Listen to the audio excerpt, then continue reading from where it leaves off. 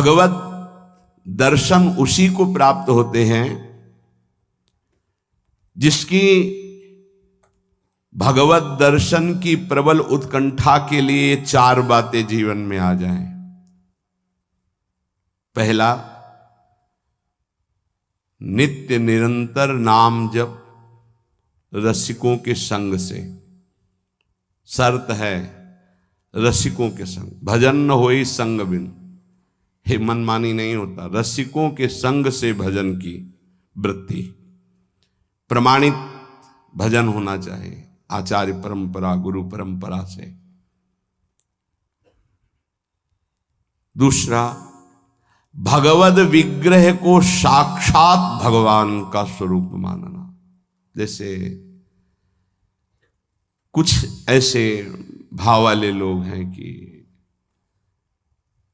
अरे पत्थर पूजने से, धातु पूजने से क्या प्राप्त, क्या वहां भगवान है? कौन सा तुम्हें ज्ञान है भाई? कौन सा ज्ञान है? जब सर्वम खलमिदम ब्रह्म, तो ये तो अवतार है भगवान का, अर्चा अवतार। भगवान अवतरित होते हैं। जैसे हम छवि विराजमान किए, जब हम भाव सेवा करते तो भगवान छवि में आके विराजमान होते हैं, भगवान विग्रह में विराजमान होते हैं। ये श्रद्धा और विश्वास का विषय है, ये नास्तिक लोगों को समझ में नहीं आएगा। जिस मूर्ति को आप, जहां मूर्तिकार निर्माण कर रहा हो वहां देखो, उसी मूर्ति को पूज करके ब्रह्म प्राप्त, भगवत प्राप्त महापुरुष हो गए। प्रेमाश्रुओं से अभिषिक्त किया है।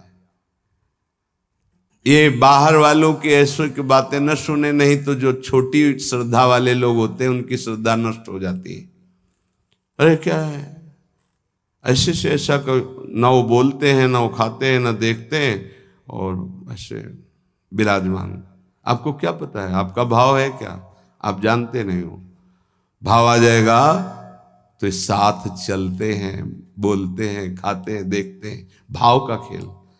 एक प्रसंग में एक ब्राह्मण बूढ़े के साथ एक जवान तीर्थ यात्रा में गया था। सारांश में बता रहे हैं।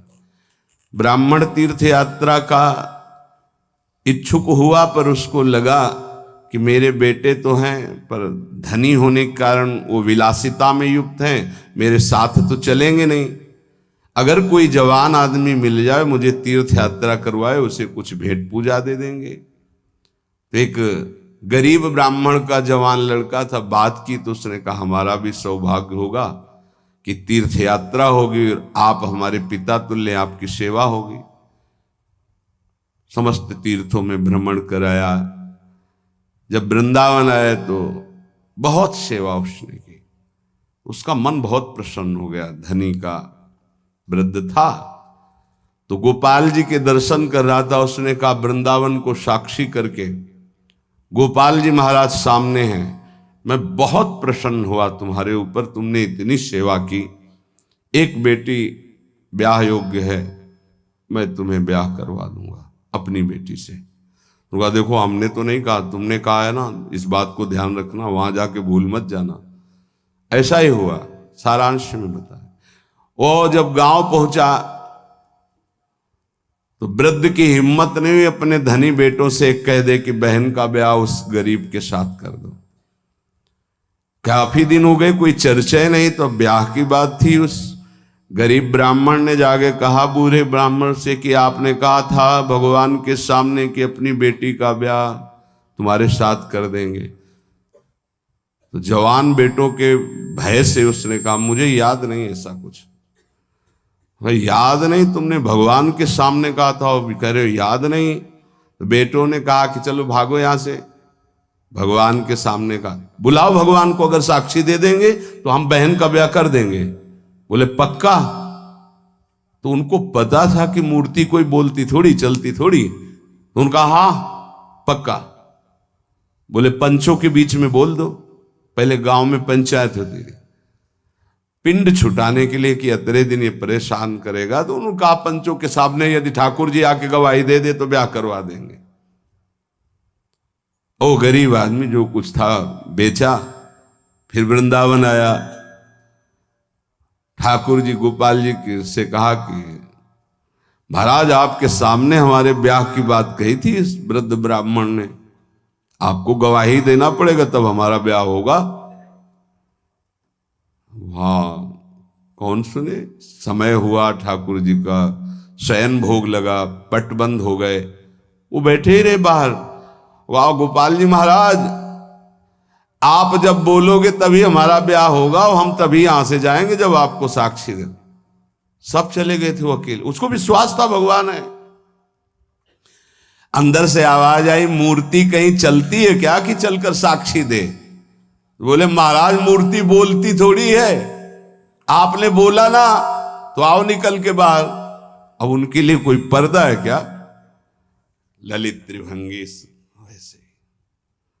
बोले देखो यार, अब तुम्हारे प्रेम के कारण हम बाहर तो निकल आए, तुम उसको यहीं बुला दो, हम यहीं साक्षी। बोले महाराज वो नहीं आएगा, हमारा ब्याह रुक जाएगा, आपको चलना पड़ेगा। बोले चल तो देंगे, लेकिन देखो हम वृंदावन के ठाकुर हैं, हमको तो अच्छा अच्छा माखन मिश्री और सब। भगवान ने बहानेबाजी। बोले महाराज हमें पता था कि आप भोगराग के लिए कहोगे, तो हमारे पास जो संपत्ति थी बेच के आए, खूब खवाते पियाते चलेंगे महाराज। बोले चलो अच्छा। देखो दृढ़ विश्वास। बोले महाराज हम जानेंगे कैसे कि आप आ रहे हो? बोले मेरे नूपुरों की ध्वनि सुनाई देगी, और देखो लौट कर जहां देख लोगे उससे आगे फिर हम नहीं जाएंगे।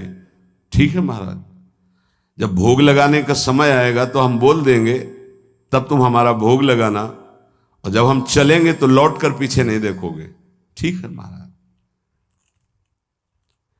अपने प्रांत पहुंचे, उड़ीसा प्रांत।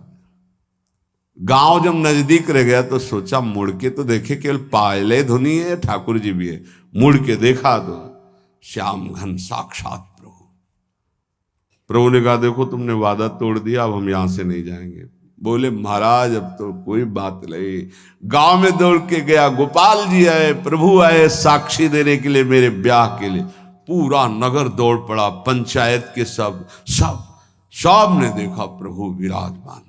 अब किसी की हिम्मत थोड़ी थी कि पूछ ले, जबरदस्ती उस बुढ़े से कहा ब्याह करो भगवान वृंदावन से साक्षी। आज भी साक्षी गोपाल के रूप में भगवान विराजमान। क्या हुआ? जिसे तुम मूर्ति समझते वो चल के उड़ीसा तक गए और गवाही दी। विट्ठल भगवान बातचीत करते थे तुकाराम जी से, नामदेव जी से, इन बड़े बड़े संतों से। हरिवंश महाप्रभु, सेवक जी महाराज, बंचंद महाप्रभु तक बातचीत करते थे राधा वल्लभ लाल जी। प्रगट में एक बार मोहन चंद जी महाराज महाप्रभु के सबसे छोटे लाडले पुत्र थे। महाप्रभु राधा वल्लभ जी की सेवा परिचर्या में थे, तो एक पात्र कटोरा था राधा वल्लभ जी की सेवा का, उसमें चरण छू गया श्री मोहन चंद जू का। महाप्रभु ने एक शपथ मारी, प्रभु के पात्रों को ऐसे। राधा वल्लभ जी के जब पत्रावली कर रहे थे तो कपोल में अंगुली बनी, तो उनका जय जय आप। तो बोले मोहन चंद के रूप में मैं ही तो अब खेल रहा हूं अपने पात्र, तुमने वहां मारा मुझे देखो लगा। महाप्रभु ने कहा क्षमा कीजिए प्रभु, ऐसी तन्मयता मोहन चंद जी की आप में है, ये मुझे पता नहीं था। ऐसा महाप्रभु से बात, स्वामी जी से, बिहारी देव जी से बिहारी जी बात करते थे। आज भी महापुरुषों से प्रभु बात कर। ये केवल मूर्ति छवि का विषय नहीं होता। ये अज्ञानी जीव जो है ये केवल तर्क विवाद में फंसे रहते। श्रद्धा में तर्क विवाद नहीं होता। ये तर्क विवाद जहां होने लगे, ऐसी कोई वार्ता होने लगे, श्रद्धालु उपासक को बिल्कुल हट जाना चाहिए। भगवत दर्शन किसको प्राप्त होते हैं? पहला, जो रसिक महापुरुषों के गुरुदेव के अनुसार भजन करता, नाम जप, मंत्र जप। दूसरा, भगवद विग्रह को साक्षात प्रभु मान करके। कहो सो कहां जहां प्रभु नहीं, जब सर्वत्र प्रभु है तब तो हमने प्रभु का श्री विग्रह, अर्चा विग्रह, ये अर्चा अवतार है भगवान का। इनको विराजमान किया, साक्षात मेरे प्रभु हैं। ये बाहरी दर्शन है। तीसरा, प्रभु को अर्पित किए हुए प्रसाद के अलावा अरुचि होना। कुछ भी ऐसा जो हम प्रभु को अर्पित नहीं कर सकते वो हम नहीं पा सकते। प्रभु को अर्पित ना की हुई चाहे अमृत पड़ी हुई वस्तु हो, हमारी बिल्कुल श्रद्धा और रुचि नहीं। हमारे प्रियालाल ने नहीं पाया तो हम उसे चख नहीं सकते। ये भगवत प्राप्ति, भगवत दर्शन के लिए बहुत आवश्यक है। गुरु प्रदत्त भजन में आसक्ति, इष्ट के श्री विग्रह छवि में साक्षात भाव, और इष्ट को अर्पित ना किए हुए वस्तु, वस्त्र, पदार्थ, भोगों में पूर्ण अरुचि।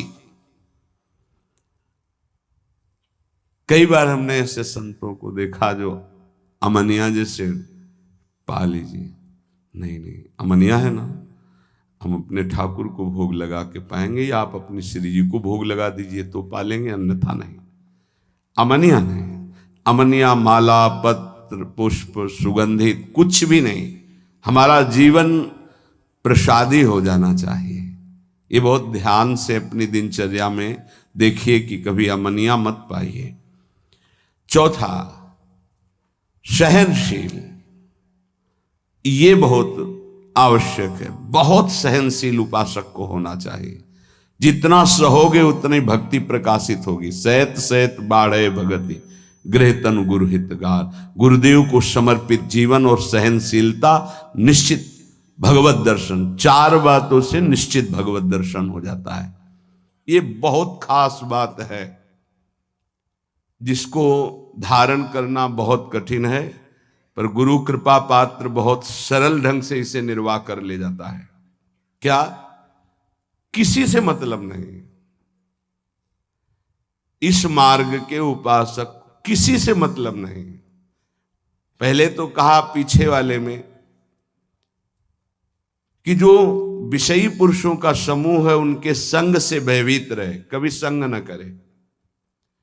अब आगे वाले में महान संगा नाम किसका ये स्वरूप होता है? बोले जो वह तो महताम श्री पद रजा, महापुरुषों की चरण रज से जिसका शरीर अभिषिक्त है और माथे पे जिसकी चरण रज विराजमान है, गुरुजनों की, संतों की, रसिकों की, वो महान संगानाम सहज मधुरात्म प्रिय कथा। वो निसंग ही नहीं, महान निसंगानाम, जागृत स्वप्न सुषुप्ति, कभी भी कहीं भी उसका किसी से संबंध नहीं है, शरीर से भी नहीं। क्योंकि महान संगानाम तभी हो सकता है, शरीर से भी नहीं। यह ज्ञानी जीव जानते नहीं। कहते हैं शरीर तो यहां छूट जाता है, फिर गति किसकी होती है? भगवत प्राप्त। शरीर तो एक कपड़ा है, समझते नहीं हो। इसके नीचे एक कपड़ा है, सूक्ष्म शरीर, उसके नीचे एक है कारण शरीर। आप पहनने वाले हो, ये आपके कपड़े हैं। एक छूटता है सिर्फ स्थूल शरीर, सूक्ष्म शरीर और कारण शरीर को लेकर के बार बार जन्म मरण होता रहता है, कपड़े बदलते रहते हैं। और जो जीवन मुक्त हो गया तो तीनों शरीरों का संबंध खत्म, और दिव्य चिन्मय चिदानंदमय शरीर को, भाव देह को प्राप्त करके चिन्मय धाम में, चिन्मय लीला में, चिन्मय प्रिया प्रीतम के समीप हो जाता है। वो महान संगानाम, साधक का स्वभाव ऊपरी बड़ा ही रुक्ष होना चाहिए। साधक का रुक्ष, सबको ये लगना चाहिए कि बड़ा बेरुखा आदमी है ये,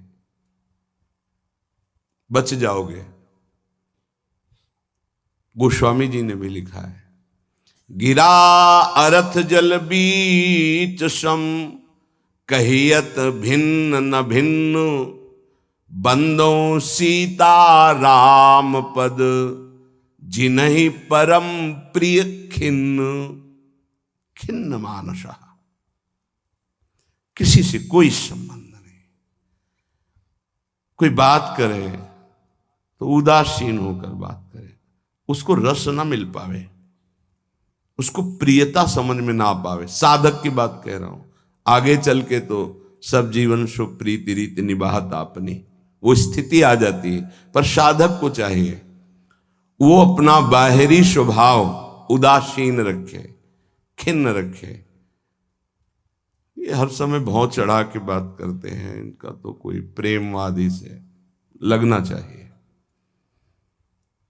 मुस्कुरा करके बात करना, ये आगे चलकर आता है। हंसी बोले बहुमान दे, बहुमान किसको दे रहा? आराध्य देव को। वो हंस किससे रहा? आराध्य देव से। साधक की हर समय स्थिति ऐसी नहीं होती, इसलिए उदासीन अति रही गोसाई।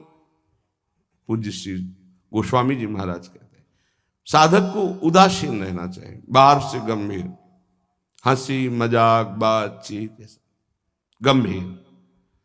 सत्य बात तुम्हें बता दे, स्वीकार करो ना स्वीकार करो, आगे चल दिए।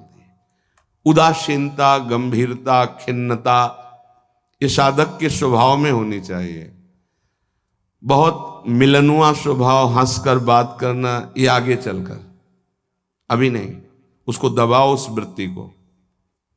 बगल से कोई निकल गया, आपको राधे श्याम कहने की स्मृति उससे नहीं आनी चाहिए। कौन निकला आपको पता नहीं। दर्शन कर रहे हैं, कभी कभी यह भी पता नहीं चलता कि प्रभु पोशाक कौन धारण किए। अगर नेत्र में नेत्र मिले तो 1 घंटा दर्शन हुआ तो केवल नेत्रों का ही दर्शन हुआ। पत्रावली कपोल में कैसी बनी ये भी याद नहीं रहा। ऐसी होती है एकाग्रता। सत्संग सुनने गए तो सिर्फ वक्ता की मुखाकृति और वचन, आप बैठे आसपास, आपके कौन बैठा आपको कोई परिचय नहीं।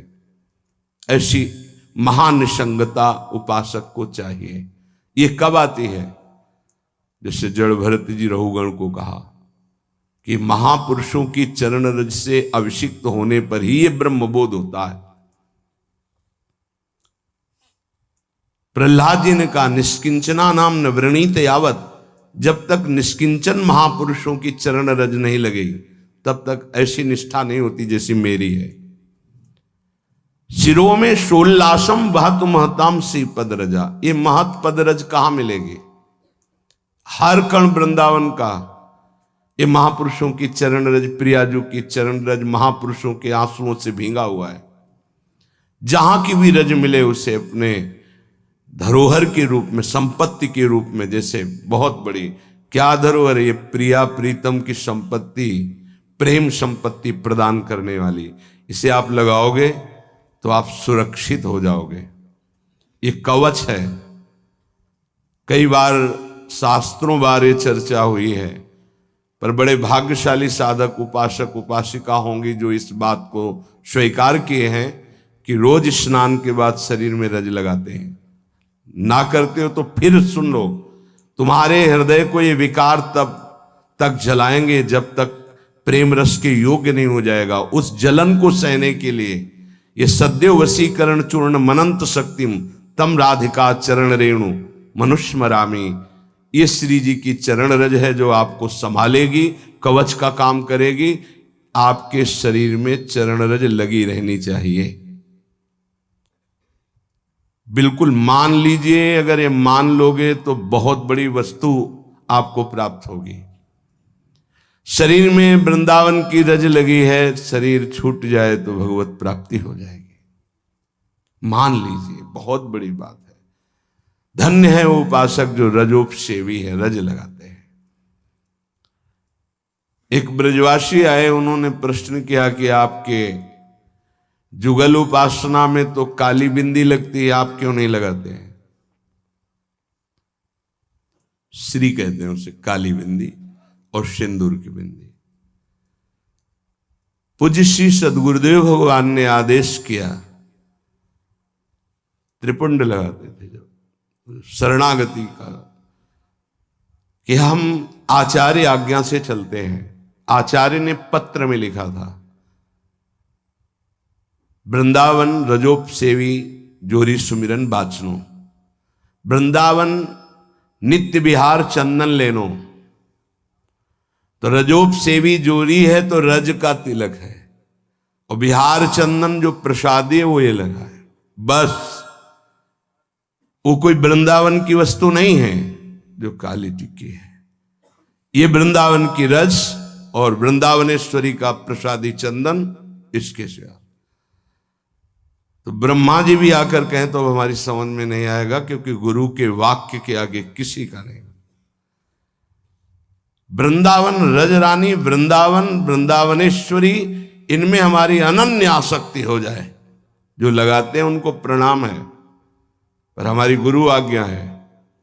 आचार्य श्री हितजू महाराज, वृंदावन रजोप सेवी हरिवंश जोरी सुमिरन बाचनो, वृंदावन नित्य विहार चंदन लेनो, आज्ञा है, उसी का पालन है। अगर महापुरुषों की चरण रज लग रही है तो महानिशंगा नाम मान लीजिए, बार बार इसलिए कह रहे मान लीजिए। आप में सामर्थ्य नहीं कि आप असंग हो सके, महानिशंगा नाम तो बहुत बड़ी बात है। वो कहीं आसक्त नहीं, न स्वभाव में, न सूक्ष्म शरीर में, न स्थूल शरीर में, और न बाहरी व्यवहार में। वो अपने स्वरूप में स्थित महापुरुष है, वही महानिशंगा नाम होता है। फिर क्या बोले? सहज मधुरात्म प्रिय कथा, अपनी प्यारी जी और प्यारे जी की कथा सुनते ही उसकी दशा बदल जाती है। प्रसंगानाम प्रेमोत्पुलक गलदस्रा कुलगिराम, अश्रु प्रवाह हो रहा है, पुलकित तन हो रहा है, गदगद कंठ हो रहा है। ये सहज मधुरात्म, सहज मधुर रस प्रदान करने वाली प्रीतम की चर्चा सुनते ही, पद गाते ही दशा बदल गई। कैसे हुआ? बोले महापुरुषों की चरण रज का प्रभाव। अपारे श्री वृंदावन रस महाब्धो विहरताम, इस महाप्रेम रस के अपार समुद्र में विहरण करने वाली, जो जुगल जोरी विहार करने वाली श्री श्यामा श्याम है, इनके प्रेम में जो उल्लसित है, उनकी चरण रज सदैव मेरे माथे पे लगी रहे। तो सदा राधा कृष्ण प्रणय पुलकासुत गमभृतहा, राधा नाम सुनते ही रोमांच हो गया, अश्रु प्रवाह होने लगा। श्यामा श्याम की बात सुनते ही, पद सुनते ही पुलक, पुलकावली, अश्रु बहने लगे और देह कंपायमान होने लगी। ये बड़े भाग्यशाली, इसमें जानबूझकर नाटक न करे, स्वाभाविक आ जाएगा। नाम जप करो, रस सिंधु वृंदावन की रज लगाओ, और रहने से रहो तो स्थिति आ जाएगी। एकांत में चिल्ला चिल्ला के रोने का मन होता है। जैसे डकार आती है ना, तो उसको निकलना ही पड़ेगा। ऐसे रोना आता है, स्वाभाविक। क्यों रोना आता है? कुछ चाहिए, कोई दुख, कोई विपत्ति? नहीं, स्वाभाविक। वो एक प्रक्रिया है उस प्रेम की। रोना आता है, हल्का हो गया, रोया, थोड़ा शांति मिली। अगर रोएगा नहीं तो रह नहीं सकता। उसकी दिनचर्या है रोना, कभी भी कहीं भी भाव आ जाएगा। किशोरी कंदर्पा कुल कनक गौरांग लतिका, आहा, जो किशोरी जो हमारी गौर वर्ण है, जो कनक लता हैं, ऐसे उपासक का यही जीवन हो जाती है। जीवन का तात्पर्य प्रसाद सृग वस्त्राभरण कृत भूषा प्रणयनो, वो इनके प्रसाद से प्राण पोषण करता है। इनके चरणामृत की ही वो वृत्ति साधना है। हमारा साधन बल क्या है? इनका चरणामृत। वस्त्राभरण, कोई भी वस्त्र बिना प्रसादी के लाडली जू का, गुरुदेव का, शरीर पे नहीं धारण। नवीन वस्त्र को देखा गुरुदेव भगवान कैसे प्रसादी करते हैं। पहले उसे धोते हैं, प्रक्षालन करते हैं, फिर सुखाते हैं, फिर श्री जी के सिंहासन में स्पर्श करा के रजरानी में ऐसे 1-2 बार फिर उसे धारण करते हैं। श्री जी का पहले धोते हैं नया वस्त्र, श्री जी के सिंहासन को अर्पित करके फिर रज रानी में 1-2 बार लोट लगा के उस वस्त्र को फिर धारण करते हैं। वस्त्रा आभरण प्रसाद, प्रसाद स्वरूप ही हमारा भोजन है। प्रसाद चरणामृत, प्रसाद वस्त्र आभरण, प्रसादी माला, प्रसादी पुष्प, प्रसादी इत्र, इनका बड़ा आदर करें। श्री जी का प्रसाद यही हमारा जीवन है। अगर अमनिया आप पाते हैं तो आपके हृदय में भाव सूखने लगेगा। अगर जग भी गया है, अमनिया जल भी नहीं, अमनिया भोजन भी नहीं, प्रसाद। प्रपद्ये श्री वृंदावन भुवि विचित्राखिल कलाहा, समस्त कलाओं में जानने वाली शिरोमणि श्री लाडली जो ऐसे उपासक के हृदय में अपनी समस्त कलाएं प्रकाशित कर देती, अर्थात वो सहचरी भाव को प्राप्त हो जाता है। विचित्र अखिल संगीत गायन कलाओं का, चतुरता का वो मूर्तिमान स्वरूप हो जाता है। ऐसे में वृंदावन की भूमि में उन प्रेमी जनों का आश्रय लेता हूं जो ऐसे जिनका जीवन हो गया है महानिसंगा नाम, किसी से संपर्क नहीं, और श्री जी के प्रति किशोरी कंदर्पाकुल कनक गौरांग लतिका, जो गौरांगी श्री प्रिया जो हैं, लाडली जो हैं, जो श्याम तमाल की कनक बेल की तरह विराजमान हैं, ऐसी श्री स्वामिनी जी के प्रसादी से ही जिसका जीवन यापन होता है। ऐसे मैं रसिकों को इस वृंदावन भूमि में माथा रखकर प्रणाम करके उनकी चरण धूलि माथे पे धारण करता और उनका संग करने की अभिलाषा करता हूं। ये भगवान की विशेष कृपा है कि हमें ऐसे महापुरुष रहनी बता रहे हैं। अगर प्रसाद का आप महत्व धारण करना प्रारंभ कर दिए हैं तो बहुत जल्दी प्रेम जागृत होगा। प्रसाद पर प्रसाद बुद्धि रखिए, राग द्वेष उस पर न रखिए। ये पदार्थ नहीं पाना है, ये पदार्थ अनुकूल है। प्रसाद में प्रसाद बुद्धि रखिए, न फल बुद्धि, न अन्न बुद्धि, न भोजन बुद्धि, न स्वाद बुद्धि, प्रसाद बुद्धि रखिए। प्रसादी वस्त्र को प्राणों से भी अधिक प्रिय मानिए। प्रसादी माला पुष्प मिले तो हृदय में आह्लाद होना चाहिए। सीधे मेरे प्रभु ने प्रसन्न होकर मुझे प्रदान किया है। दे कोई भी, लेकिन मेरी प्रियाजू ने मुझे प्रदान किया, एकदम आह्लाद, वही आपको प्रेम भाव में ले जाएगा। प्रसाद में भगवत बुद्धि बहुत ही पवित्र हृदय में होती, नहीं तो प्राय नहीं होते। प्रसाद देखते ही अच्छा श्री जी का प्रसाद, ओह वाह, पुलकावली हो जाला। महाप्रभु चैतन्य देव को जब वृंदावन से कोई भी प्रेमी जन जाते, गुंजा की माला, टेटी का अचार, ऐसी वस्तुएं बार बार उनको हृदय से लगाकर अश्रुप प्रवाह करते। श्री कृष्ण ने कितना प्यार किया, मुझे प्रसादी भेजी। वृंदावन की रज, वृंदावन का कुछ भी, महाप्रभु पुलकित हो जाते।